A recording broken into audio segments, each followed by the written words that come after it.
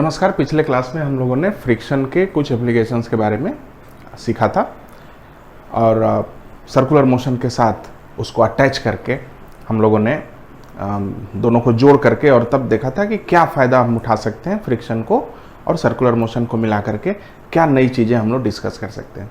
तो आज के इस क्लास में हम लोग ये डिस्कस करें कि पहले हम लोगों ने क्या पॉइंट वाइज चीज़ें सीखी हैं। सबसे पहली बात ये थी कि जब हम सड़क पर चलते हैं तो हमारा एक्सेलरेशन, जब हम आगे की ओर बढ़ते हैं तो हमारा एक्सेलरेशन फ्रिक्शन से आता है, जो कि म्यू जी के बराबर है। दूसरी बात ये कि जब हम रिटार्ड करते हैं, सड़क पर रुकते हैं, अपनी गाड़ी को धीमा करते हैं या खुद को धीमा करते हैं, तो रिटार्डेशन भी फ्रिक्शन से आता है और वो है म्यू जी। तीसरी चीज़ ये कि जब हम घूमते हैं, जब हम अपने पाथ को बदलते हैं, आप सब जानते हैं कि डायरेक्शन ऑफ मोशन को चेंज करना भी एक किस्म का एक्सेलरेशन है। इसलिए जब हम टर्न करते हैं, जब हम घूमते हैं, तो फिर हम लोग फ्रिक्शन का उपयोग करते हैं। हम लोग अब इन्हीं चीज़ों को आज थोड़ी ज़्यादा डिटेल से पढ़ेंगे। आज हम लोग ये देखेंगे कि हमारे मूवमेंट में, गाड़ियों के मूवमेंट के लिए किस प्रकार से फ्रिक्शन और सर्कुलर मोशन जो है रिस्पॉन्सिबल है। तो सबसे पहले हम लोग देखेंगे कि हम लोग घूमते कैसे हैं। How do we turn, how do we turn. ध्यान दीजिए कि अगर मान लीजिए सड़क है, इस सड़क पर एक गाड़ी जो है जा रही है, इसका मास m है और ये वेलोसिटी v से जा रही है और इस सड़क का रेडियस r है, आप देख सकते हैं, यानी गाड़ी v स्पीड से रेडियस r के पाथ पर जा रही है, तो हम कह सकते हैं कि गाड़ी के ऊपर लगने वाले फोर्सेस हैं n और mg नीचे। अब n और mg बराबर होगा, लेकिन अब हमें सोचने की जरूरत है कि चूंकि गाड़ी सर्कुलर मोशन में है, इसलिए गाड़ी के अंदर निश्चित रूप से एक सेंट्रीपिटल एक्सेलरेशन v²/r है अंदर की ओर, और हमें पता नहीं चल रहा कि कौन सा फोर्स ये एक्सेलरेशन देता है। अब हमारे पास टेंजेंशियल डायरेक्शन में एक ही फोर्स है और जो बचा हुआ है हम उसको फ्रिक्शन कह सकते हैं। इसलिए हम ये ओवरऑल समझ सकते हैं कि यहाँ जो फ्रिक्शन है वो ये सेंट्रीपिटल फोर्स प्रोवाइड करता है, यानी कि सड़क पर घूमने के लिए हमें फ्रिक्शन की जरूरत है। तो फ्रिक्शन, ध्यान दीजिएगा, इनवर्ड काम करता है। यहां पर ध्यान दीजिए, फ्रिक्शन मैक्स का फॉर्मूला होगा म्यू एन यानी म्यू एम जी। लेकिन रियल फ्रिक्शन कितना होगा? रियल फ्रिक्शन उतना ही होगा जितना ये एक्सेलरेशन दे पाएगा। तो रियल फ्रिक्शन का फॉर्मूला होगा m a, f r equal to m a यानी mv²/r। अब ध्यान दें आप कि मैक्सिमम फ्रिक्शन म्यू एन है, परंतु रियल फ्रिक्शन mv²/r होगा। अब हम ध्यान दें अगर ये mv²/r करीब करीब म्यू एन के बराबर हो, यानी फ्रिक्शन अपने मैक्सिमम वैल्यू पे आ जाए, तो हम कह सकेंगे कि म्यू एम जी फ्रिक्शन का ज्यादातर, जो फ्रिक्शन का पूरा हिस्सा कंज्यूम हो जा रहा है, एंड v का फॉर्मूला हो गया म्यू आर जी रूट। यानी ये जो वेलोसिटी है हमारी, ये मैक्सिमम वेलोसिटी है जिससे हम इस सड़क पर गोल घूम सकते हैं। सो हम इसको कहते हैं critical speed of turning. Critical speed of turning होती है म्यू आर जी रूट, किसी भी सड़क पर म्यू आर जी रूट। अब याद रखिए कि क्रिटिकल स्पीड पे जब आप टर्न करते हैं, जब आप इस स्पीड पे टर्न करते हैं, तो आपको जो सेंट्रीपिटल फोर्स रिक्वायर्ड होता है वो mv²/r यानी म्यू mg की रिक्वायरमेंट होती है। इट नीड्स फ्रिक्शन कितना? Mu mg। पूरे का पूरा म्यू mg फ्रिक्शन इसको प्रोवाइड करने में लग जाता है और अब हम गोल घूमते हैं।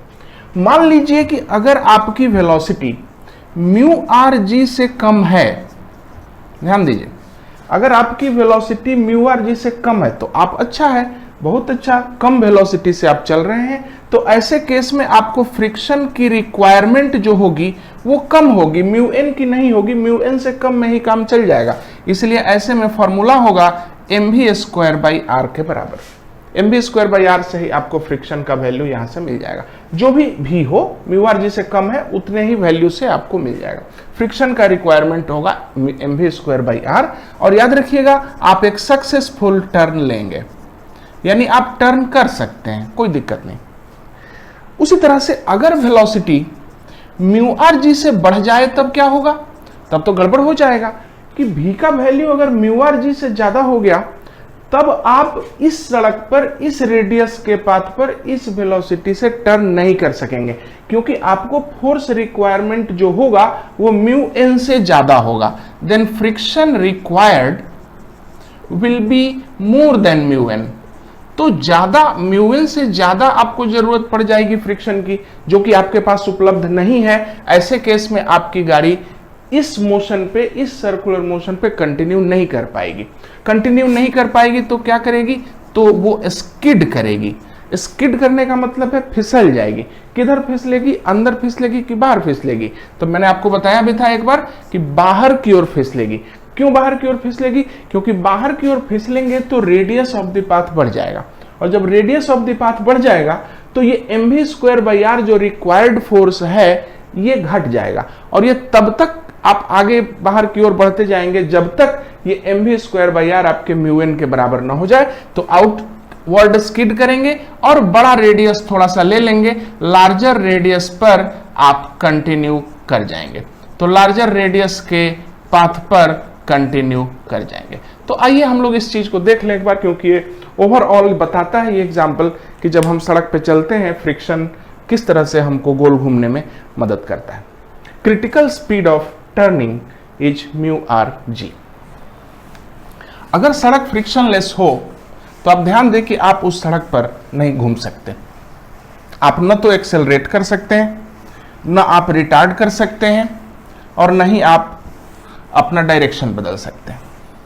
क्वेश्चन है, आसान सा क्वेश्चन है कि 20 मीटर रेडियस के पाथ पर 20 मीटर रेडियस के पाथ पर 10 मीटर पर सेकंड की स्पीड से चलना है, की स्पीड से घूमना है। Mu is given 0.3। तो बताइए find critical speed of turning. कितनी टर्निंग की स्पीड है पहले ये बताएं आप। क्रिटिकल स्पीड ऑफ टर्निंग सीधी सी बात है, v का फॉर्मूला म्यू आर जी होता है, घूमने की स्पीड। म्यू का वैल्यू 0.3 है, r का वैल्यू 10 है और ये 20 है। म्यू आर जी आप देख सकते हैं, सॉरी 10 मीटर पर सेकेंड, यहां पे गलत हो गया ना, 10 मीटर पर सेकेंड मुझे नहीं देना था। तो मैं कह रहा हूं कि 20 मीटर रेडियस के रास्ते पर हमें घूमना है, म्यू का वैल्यू 0.3 है, तो हम कितना ज्यादा स्पीड ले सकते हैं? v का वैल्यू हो गया mu R G 0.3 into 10 into 20, g का वैल्यू, r का वैल्यू, इसको रूट कर देंगे तो 3 इंटू 20 यानी कि 60 का रूट 10 रूट 6, ये हो गया आपका 60 का रूट है तो कोई उपाय नहीं हमारे पास, रूट अंडर 60 हो गया, करीब करीब मान लीजिए 7.8 मीटर पर सेकंड के आसपास। तो आप देख सकते हैं कि इस रास्ते पर जो कि 20 मीटर रेडियस का पाथ है, इस रेडियस के पाथ पर अगर म्यू का वैल्यू 0.3 है तो आपकी वेलोसिटी अलाउड है 7.8 मीटर पर सेकंड मैक्सिमम। अगला क्वेश्चन कि अगर हमारी वेलोसिटी हो 4 मीटर पर second, then what is friction? तो फ्रिक्शन कितना होगा? तो आप देख सकते हैं कि जब हमारी 7.8 मीटर पर सेकंड हमें अलाउ है तो 4 मीटर पर सेकंड तो और भी अलाउड है, इसलिए ये पाथ अलाउड है, कोई प्रॉब्लम नहीं है। ऐसे केस में सेंट्रीपिटल फोर्स जो है उतना ही फ्रिक्शन अवेलेबल होगा। So what is the force needed? मैंने आपको पहले बताया है सेंट्रीपिटल फोर्स नीडेड बोलिएगा, m का वैल्यू यहां पे भर दीजिएगा। मान लीजिए कि कार का मास है, जो भी कार है उसका मास आप मान लीजिए 1000 किलोग्राम है, मान लीजिए है, तो फोर्स का रिक्वायरमेंट होगा कितने के बराबर होगा बताइए? फोर्स रिक्वायर्ड होगा m कितना है? 1000। v स्क्वायर देखिए 4 इंटू 4 बाई r यानी कि 20, तो इसको अगर आप काट दें तो 50, 16, 80, 800, 4 4 16, 25, 80, 800 न्यूटन की आपको जरूरत है। और मैक्सिमम फ्रिक्शन कितना अवेलेबल है? ध्यान दीजिए, फ्रिक्शन मैक्सिमम कितना अवेलेबल है? तो निश्चित रूप से ज्यादा होगा। फ्रिक्शन मैक्सिमम होगा म्यू mg 1000 इंटू 10। तो आप देख सकते हैं 10,000, ये 3,000 न्यूटन अवेलेबल है। तो आप आराम से देख सकते हैं कि फ्रिक्शन की रिक्वायरमेंट 800 न्यूटन है, परंतु मैक्सिमम फ्रिक्शन 3,000 न्यूटन है, इसलिए 800 न्यूटन हमारा आंसर होगा। फ्रिक्शन ये होगा, म्यू mg मत कर दीजिएगा जैसे कि बाकी लोग करते हैं। मान लीजिए क्वेश्चन में थोड़ा सा मैं बदलाव कर देता हूं और कहता हूं कि ये 4 मीटर पर सेकेंड नहीं बल्कि 10 मीटर पर सेकेंड वेलोसिटी है, तब अब क्या होगा। तो आप देख सकते हैं कि 7.8 मीटर पर सेकेंड तो मैक्सिमम अलाउड था, आप 10 से चल रहे हैं, इसका मतलब है कि आपकी गाड़ी स्किड करेगी गाड़ी, ये नहीं चल पाएगी। इसलिए नहीं चल पाएगी क्योंकि फ्रिक्शन रिक्वायर्ड कितना होगा, ठीक से देख लीजिए। फोर्स की जो रिक्वायरमेंट है वो mv² होगी, 1000 इंटू भी 10 इंटू 10/20 अगर आप करेंगे तो आप देख सकते हैं कि ये हो जाएगा 5000 न्यूटन के फ्रिक्शन की आपको जरूरत होगी, जबकि फ्रिक्शन आपको मैक्सिमम कितना अवेलेबल है, फ्रिक्शन मैक्सिमम 3000 न्यूटन ही अवेलेबल है। तो ऐसे में ये स्लिप कर जाएगा क्योंकि फ्रिक्शन इतना ही है और आपको इतना चाहिए, इसलिए ये नहीं चलेगा। तो फिर क्या होगा, गाड़ी स्किड करेगी और नया रेडियस पकड़ेगी। नए रेडियस पे जाके थोड़ा दूर जाके हो सकता है अपना मोशन कंटिन्यू कर पाए, तो आपको एक नया पाथ मिलेगा। नया पाथ का रेडियस वही होगा जो आपका अवेलेबल फ्रिक्शन दे पा रहा है इस वेलोसिटी से। तो ध्यान दीजिए कि 3000 न्यूटन आपके पास अवेलेबल है, 3000 न्यूटन, और कितना आपको मिलेगा, तो मास इंटू भी तो आप ऑलरेडी रख चुके हैं अच्छी खासी, 10 × 10, और रेडियस आप निकाल लीजिए। तो अगर आप रेडियस को देखेंगे तो ये r यहां चला आएगा, 3000 यहां चला आएगा, ये 3 बार में कटेगा और 100/3 यानी कि करीब करीब 33.3 मीटर के पाथ पे जाके ये रुक सकता है और उस मोशन पे आप कंटिन्यू कर सकते हैं। तो इस तरह से इस प्रकार के यहाँ पे सिंपल क्वेश्चंस आते हैं। हम लोगों ने क्या देखा कि जब गाड़ी गोल पथ पे घूमती है, गोल रास्ते पे घूमती है, तो क्रिटिकल स्पीड होती है μrg। ध्यान दीजिएगा, मान लीजिए कि सड़क है और उस सड़क पर फ्रिक्शन है ही नहीं, तब क्या करेंगे हम। अगर सड़क पर फ्रिक्शन नहीं है तो इस थियरी के हिसाब से तब तो हम लोग नहीं चल सकते, क्योंकि फ्रिक्शन ही हमें सेंट्रीपिटल फोर्स दे रहा था। अब अगर फ्रिक्शन नहीं है तो निश्चित रूप से हम तभी टर्न कर सकेंगे जब कोई अन्य फोर्स उसको सेंट्रीपिटल फोर्स मुहैया कराए। तो हाउ क्वेश्चन होगा, how can we move and turn on frictionless ground. Frictionless road पे कैसे चलेंगे, तो उसका जवाब है हम बैंकिंग करेंगे।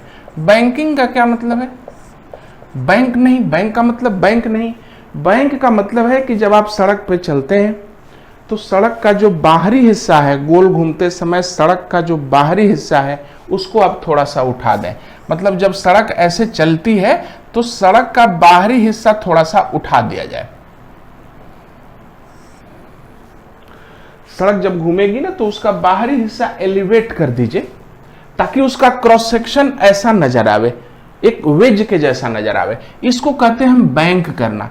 तो जहां भी सड़कें घूमती है वहां पे हम लोग बैंक कर देते हैं। बैंक करने से क्या होता है कि अगर कोई गाड़ी आगे जा रही है, मान लीजिए यहां पे एक गाड़ी है, आप मान लीजिए कल्पना में कि आप इस सड़क के क्रॉस सेक्शन को देख रहे हैं और ये गाड़ी आगे जा रही है एक तिरछी सड़क पे।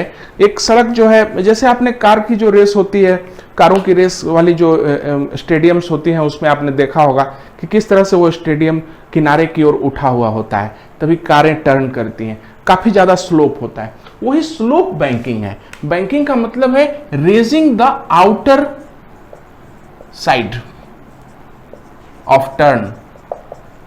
टर्न के आउटर साइड को जब आप उठा देंगे तो बैंकिंग कहा जाएगा। और थीटा डिग्री मान लीजिए आपने उठाया है, तो अब यहां पे देखिए कि जो गाड़ी चल रही है उस गाड़ी का नॉर्मल तो सीधा नहीं है, अब नॉर्मल तिरछा हो चुका है और mg यहां है। ध्यान दीजिएगा, इस गाड़ी के चलने का जो सर्कुलर पाथ है उसका सेंटर किधर है, तो याद रखिए कि सेंटर यहां है। सेंटर के हिसाब से मान लीजिए रेडियस r है, तो अब आप बताएं कि इधर की ओर कौन सा फोर्स आएगा। याद रखिए कि जो आपने बैंक किया है उससे नॉर्मल जो है टेढ़ा हो गया है। इस नॉर्मल के दो कंपोनेंट आएंगे, आप देख लीजिए, ये होगा n cos थीटा और ये होगा n sin थीटा। अब आप देख सकते हैं क्लियरली कि यहां फ्रिक्शन की आपको जरूरत नहीं है, आपका n cos थीटा सीधे सीधे mg के बराबर है, और जो बचा n sin थीटा वो आपको इधर की ओर एक्सेलरेशन दे रहा है। जो एक्सेलरेशन आपको चाहिए, आपको एक्सेलरेशन चाहिए कितना, v स्क्वायर बाई आर। तो v स्क्वायर बाई आर के एक्सेलरेशन के हिसाब से ये फॉर्मूला बनेगा। आप इसको डिवाइड लगा दीजिए तो बनेगा tan theta equal to m कटेगा v square by r g, इसलिए v बराबर r g tan theta root. ये है वेलोसिटी। इस वेलोसिटी पे आप इस एंगल की टर्निंग पर, इस एंगल की बैंकिंग वाली टर्निंग पे सफलतापूर्वक चल सकते हैं। इसको हम कहते हैं critical speed on banked road. Critical speed on banked road, bank की हुई सड़क पर इतनी स्पीड पे चलते हैं। और ध्यान दीजिए कि जब इंजीनियर लोग पुल बनाते हैं तो उसमें वो बैंकिंग का जो फॉर्मूला लगाते हैं, इस फॉर्मूले में फ्रिक्शन नहीं लगाते हैं, यूज नहीं किया हुआ है, इसलिए बैंकिंग कर दी गई है। इस हिसाब से आप इस वेलोसिटी से इस बैंकिंग पे चल सकते हैं। कभी कभी ये भी क्वेश्चन आता है कि बैंकिंग का एंगल कितना होना चाहिए, तो यही फॉर्मूला आपके पास में रहेगा, आप इसी को यूज कर लीजिएगा। अगर बैंकिंग का एंगल का फॉर्मूला चाहिए तो tan theta equal to v square by r g होगा, और अगर वेलोसिटी चाहिए तो r g tan theta root use कर लीजिएगा। जैसे क्वेश्चन मान लीजिए यहाँ पे हम लोग दे दें कि एक ट्रेन है जो इस रेल की पटरी से गुजरती है, ये पटरी यहाँ पे घूम रही है, ध्यान दें, और 100 मीटर का रेडियस है। ट्रेन इस पर गुजरती है, इस पटरी के ऊपर, और जब ट्रेन गुजरती है तो उसकी वेलोसिटी होती है 40 मीटर पर सेकेंड। 40 मीटर पर सेकेंड की वेलोसिटी से यहाँ पर ट्रेन गुजरती है। तो क्वेश्चन ये है कि कितना बैंकिंग एंगल कर दिया जाए। ये जो पटरियां हैं तो बाहर वाली पटरी को कितना उठा दिया जाए कि ये ट्रेन सफलतापूर्वक घूम जाए। तो इस हिसाब से बैंकिंग एंगल में tan थीटा का फॉर्मूला होगा v स्क्वायर बाई आर जी, यानी 40 गुने 40 बटे r गुने g। तो आप इसको देख सकते हैं 10 से 4 बार में कट जाएगा, ये 2.5 बार में कट जाएगा, 4 बटे 2.5 यानी कि 8 बटे 5, इसलिए थीटा बराबर tan इनवर्स 8 बटे 5। ये एंगल उठा देंगे तो ये ट्रेन इस पर सफलतापूर्वक घूम जाएगी बिना फ्रिक्शन के, मैं ये कह रहा हूं। लेकिन यहां पे पेच बहुत है। आपने जो ये फॉर्मूला लगाया इसमें फ्रिक्शन का तो आपने यूज नहीं किया। फ्रिक्शन का यूज नहीं किया तो आप ध्यान दें कि इससे क्या प्रॉब्लम होने जा रहा है आपको। इसमें होगा ये कि अगर आपका ये बैंक्ड रोड, ध्यान दीजिएगा, ये आपका बैंक्ड रोड है, ये असल में क्रॉस सेक्शन है, ध्यान दीजिएगा, गाड़ी ऐसे नहीं जा रही है, अंदर की ओर जा रही है। तो मैं बना रहा हूं एक गाड़ी, उसमें चक्का मैं ऐसे बना रहा हूं ताकि आपको कंफ्यूजन नहीं हो, वो उधर की ओर जा रही है। आप क्रॉस सेक्शन देख रहे हैं, कंफ्यूज नहीं होना है। तो इस बैंक्ड रोड पर वेलोसिटी है are g tan theta root. ये फ्रिक्शन लेस माना गया है। ये मान के चलते हैं कि फ्रिक्शन लेस रोड है, इस पर फ्रिक्शन नहीं है, फिर भी नॉर्मल का जो एक कंपोनेंट इधर आता है वो आपको दे देगा, इसका वैल्यू सेंट्रीपिटल फोर्स दे देगा, आप घूम सकते हैं। परंतु ध्यान दीजिएगा कि एकदम भी का value are g tan theta होगा, शार्प इतना ही, तब आप इस पे सक्सेसफुल टर्न ले सकते हैं।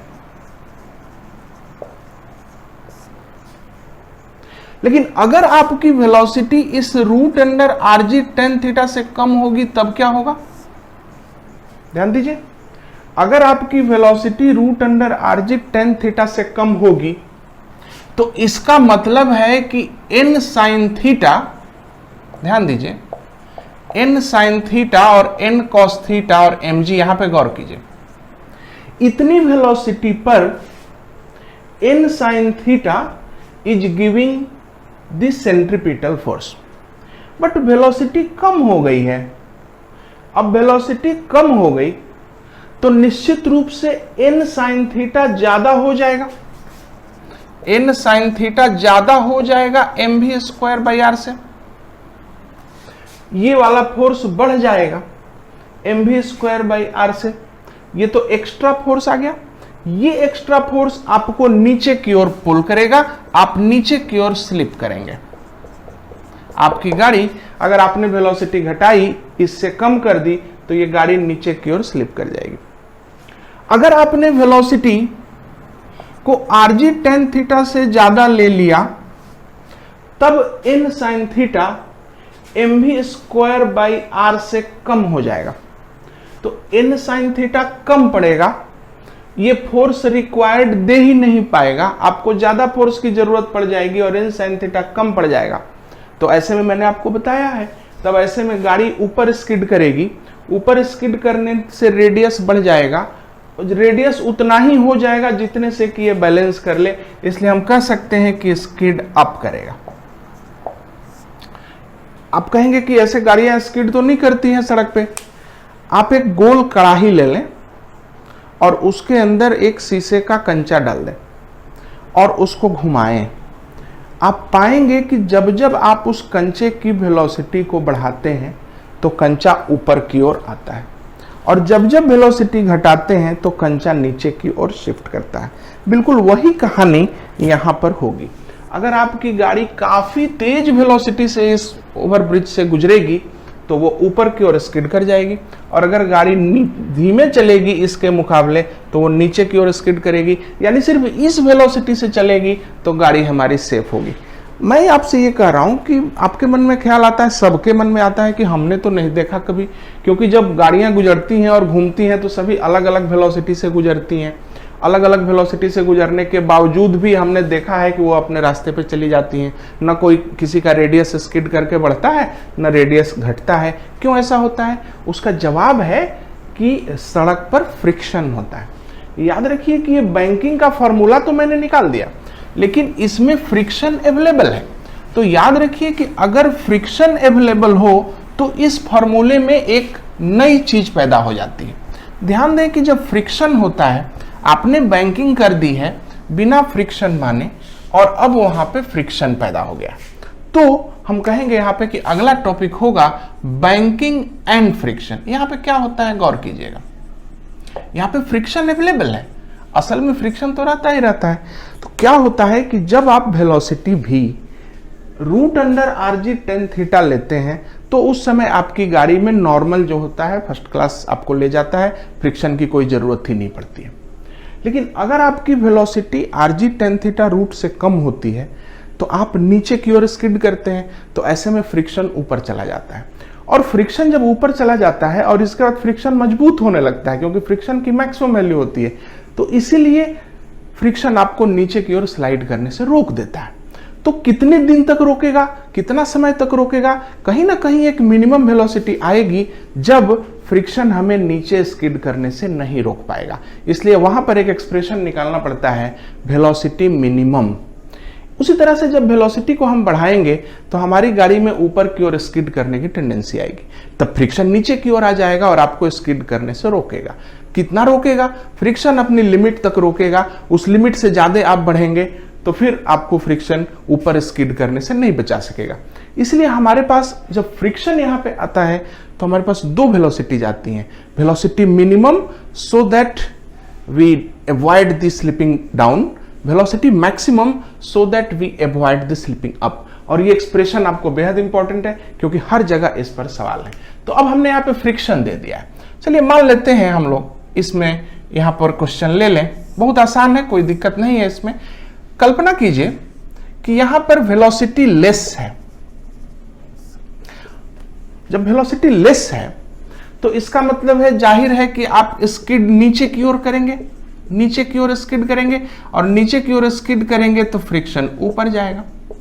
तो आइए देखें जरा इस मामले में कि हम वेलोसिटी का मिनिमम वैल्यू कितना निकाल पाते हैं। ठीक से ध्यान दीजिए, एक्सप्रेशन बहुत सिंपल है। ये रहा n, ये रहा mg, और इसके बाद कंपोनेंट्स देखेंगे हम लोग, और इधर की ओर जाहिर है कि फ्रिक्शन होगा म्यू n के बराबर। गौर कीजिएगा। अब देखिए सबसे पहली बात कि आपको रिक्वायर्ड एक्सेलरेशन किधर है, v² बाई r, ये रिक्वायर्ड एक्सेलरेशन है। इसमें एक्सेलरेशन के दो हिस्से हैं, एक इधर की ओर और एक उधर की ओर। यहां की ओर रिक्वायर्ड एक्सेलरेशन होगा v²/r cos थीटा और उधर की ओर एक्सेलरेशन होगा required v²/r sin theta. Generally क्या होता है कि हम लोग फोर्सेस को ब्रेक करते हैं, हम लोगों ने यहाँ पे एक्सेलरेशन को ही ब्रेक कर दिया है। तो ठीक से देखिए कि सब कुछ तो सही है, सिर्फ हमें इस mg को ब्रेक करना पड़ेगा क्योंकि बाकी चीजें सही हैं। तो जब आप mg को ब्रेक करेंगे तो आप जानते हैं कि क्या होगा, mg sin थीटा और mg cos थीटा। अब देखिए आप एकदम तैयार हैं, हमने कुछ नहीं किया है, ये आपका एक्सेलरेशन है जिसके दो कंपोनेंट लिए हमने, और फोर्सेस में भी सिर्फ mg को ब्रेक किया। आप ठीक से देख सकते हैं कि इस डायरेक्शन में आपका एक्सेलरेशन होगा v²/r cos थीटा। तो इन दोनों से लिख दीजिए formula, mg sin theta minus mu n equal to mv²/r cos theta. यहां पे आप पहला इक्वेशन यूज कर सकते हैं और दूसरा इक्वेशन यूज करेंगे दिस और ये रहा आपका एक्सेलरेशन, इसलिए लिखेंगे n minus mg cos theta equal to mv²/r sin theta. इन दोनों इक्वेशंस को जब आप ट्रीट करेंगे तो इसमें आप म्यू से गुना कर लें, इसमें अगर आप म्यू से गुना कर लेते हैं तो ये कटने की स्थिति आ जाएगी। Mu n minus mu mg cos theta equal to mu mv²/r sin theta. अब आप इस पहले और तीसरे इक्वेशन को ट्रीट कर लें तो म्यू n कट जाएगा यहां से, ये mg है, ये पूरे में से m को आप हटा सकते हैं, यहां से भी m हट जाएगा, यहां से भी m हट जाएगा, और आपको असल में वेलोसिटी निकालनी है, इसलिए लिखेंगे g common sin theta minus mu cos theta बराबर v²/r cos theta plus mu sin theta. और आप देख सकते हैं v का फॉर्मूला आएगा gr sin theta minus mu cos theta by cos theta plus mu sin theta root. ये minimum velocity है, ध्यान दीजिएगा, ये मिनिमम वेलोसिटी है जिस वेलोसिटी तक ये फ्रिक्शन आपको नीचे जाने से रोक लेगा। यानी गौर कीजिएगा, यहां पे कंसेप्ट है, अगर आपकी वेलोसिटी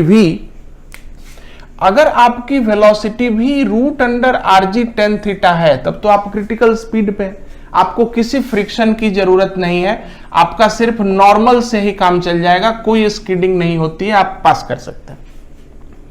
लेकिन अगर आप वेलोसिटी इससे कम करेंगे तो फ्रिक्शन आएगा। तो ध्यान दीजिए, अगर वेलोसिटी इससे कम होगी, √r(g tan थीटा से कम होगी, तो अब फ्रिक्शन आएगा किधर की ओर, चूंकि वेलोसिटी आपकी कम हो रही है इसलिए अब आप नीचे स्किड करेंगे, इसलिए फ्रिक्शन ऊपर जाएगा। और कितना फ्रिक्शन होगा, तो फ्रिक्शन जो भी होगा वो आपके इस v²/r इस इक्वेशन को जस्टिफाई करने वाला वैल्यू होगा। लेकिन अगर वेलोसिटी कितनी कम हो जाएगी तो ठीक है, √r(g tan थीटा से कम तो जीरो भी होता है, नहीं उतना नहीं अलाउड है, कम से कम v min इतना ही होना चाहिए। जब v min पर होगा तो ऐसे में फ्रिक्शन मैक्सिमम वैल्यू पर होगा और तब आप स्किड से बच जाएंगे। लेकिन अगर आपने वेलोसिटी इससे भी कम घटा दी, इससे भी कम कर दी, तब ऐसे में ये फ्रिक्शन अपने मैक्सिमम वैल्यू पर जाकर भी आपको स्किड करने से नहीं बचा सकेगा।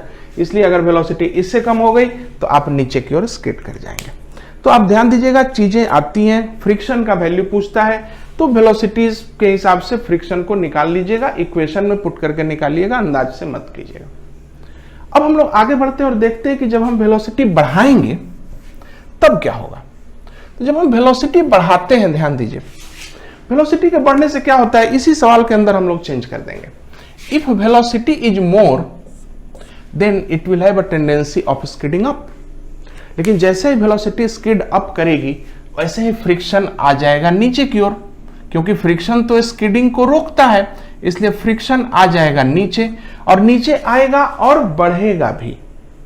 इसलिए जब फ्रिक्शन का वैल्यू कम होगा तो आपने वेलोसिटी थोड़ी बढ़ाई है। अगर आप वेलोसिटी को लगातार बढ़ाते जाएंगे तो फ्रिक्शन का वैल्यू भी बढ़ता जाएगा और आपको स्किडिंग से रोकता जाएगा। लेकिन एक खास वैल्यू भी मैक्सिमम की मिलेगी जिस वैल्यू पर फ्रिक्शन अपने मैक्सिमम वैल्यू पे होगा और आपको रोक लेगा।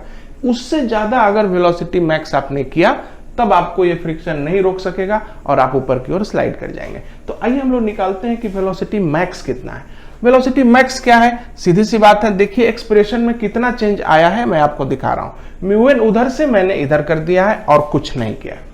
अब इसके एक्सप्रेशन को देखिए, मैं तो मिटा दूंगा, आप जो है अपनी कॉपी पे इसको फिर से लिखेंगे।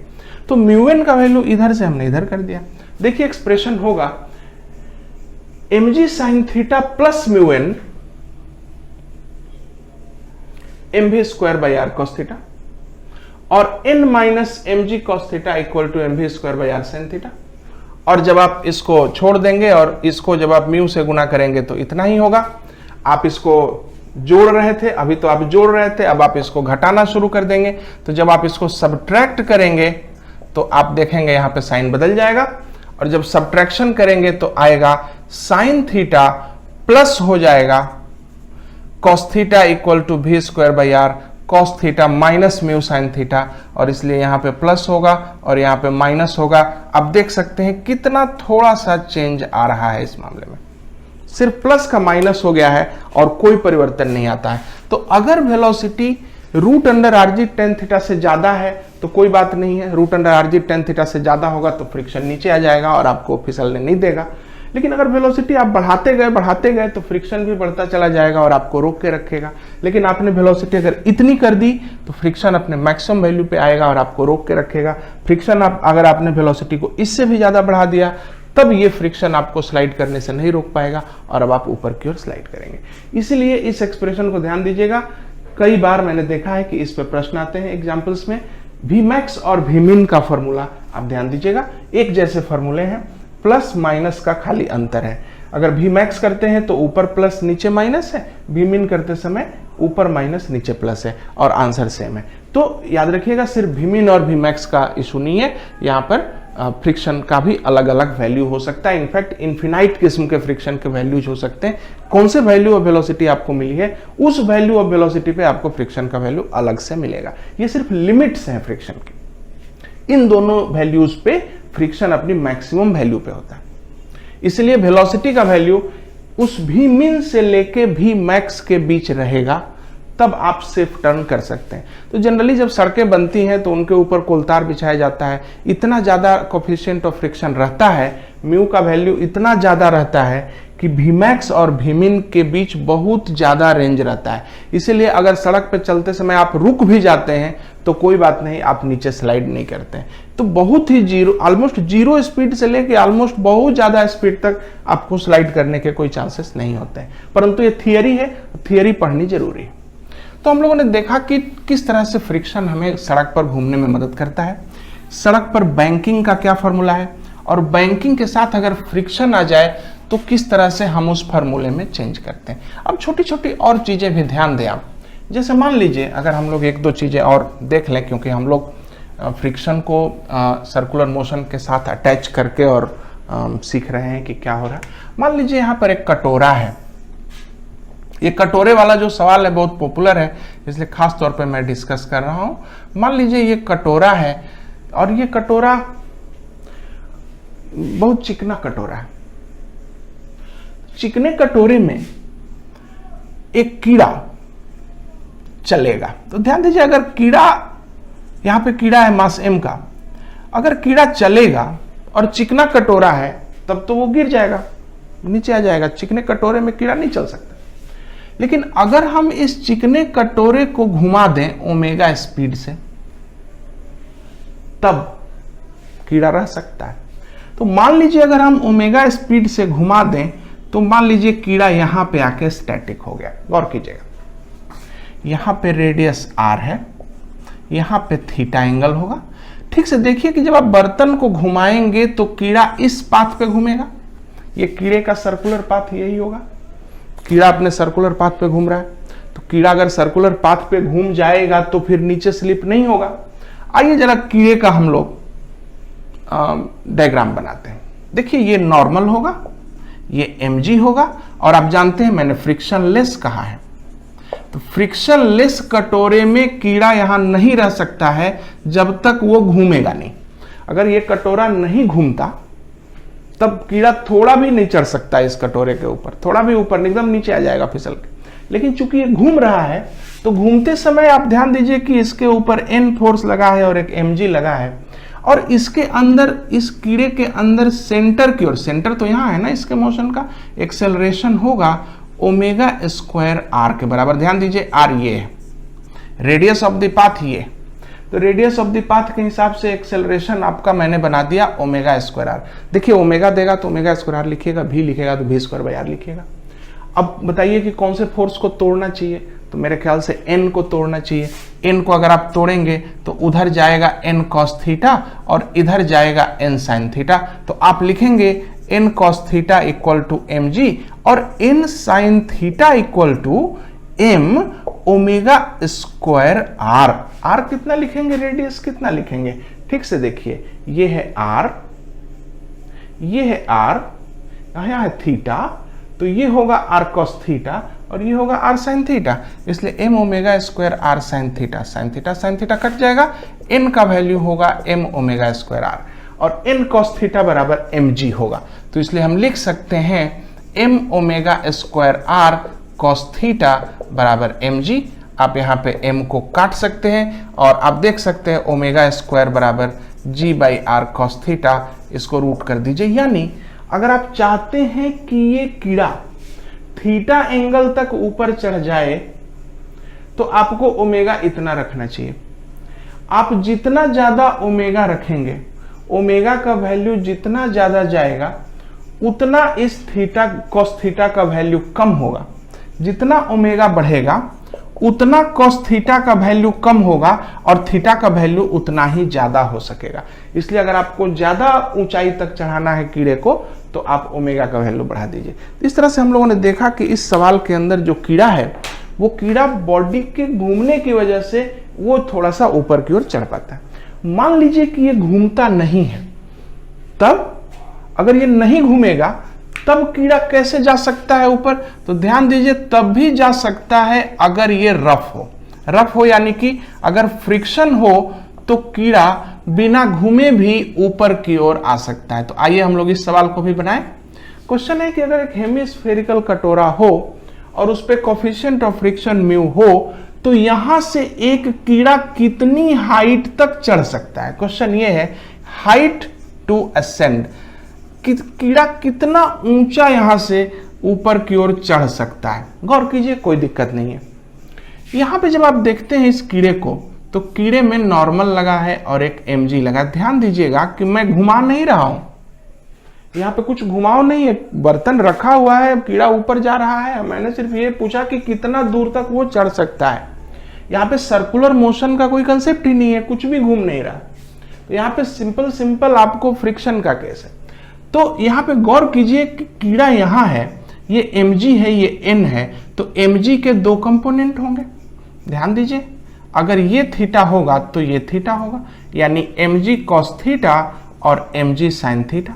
तो ध्यान दीजिए कि n बराबर तो mg cos थीटा होगा, वो आप बहुत पहले से जानते हैं, लेकिन mg sin थीटा तो बॉडी को स्लिप करा देता है, इसलिए इसको अपोज करने वाला कौन सा फोर्स होगा, फ्रिक्शन, क्योंकि आप जानते हैं कि म्यू यहाँ पे है।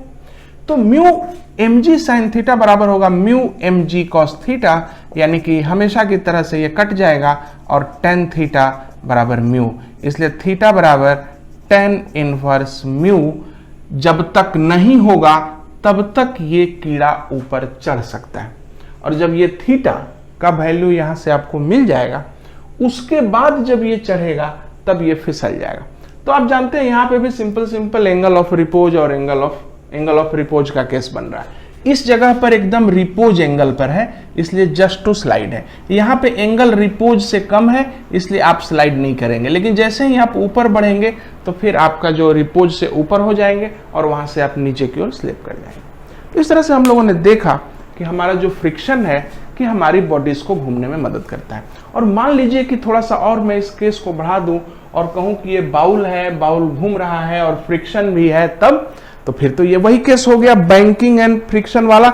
इस केस में क्या होगा कि अगर बाउल घूम रहा है और फ्रिक्शन भी है तो ओमेगा के दो वैल्यू होंगे, ओमेगा मिन और ओमेगा मैक्स। तो मैंने आपको बता दिया है, उस तरीके से अगर आप ट्राई करेंगे तो आपको ओमेगा मिन और ओमेगा मैक्स दोनों का वैल्यू मिल जाएंगे। उन दोनों वैल्यूज के बीच में अगर आपका ओमेगा है तो कीड़ा यहाँ पर स्टे कर जाएगा, अगर उससे ओमेगा मिन से कम रहा तो नीचे की ओर स्लाइड कर जाएगा, अगर ओमेगा मैक्स से ज्यादा रहा तो कीड़ा ऊपर की ओर स्लाइड कर जाएगा।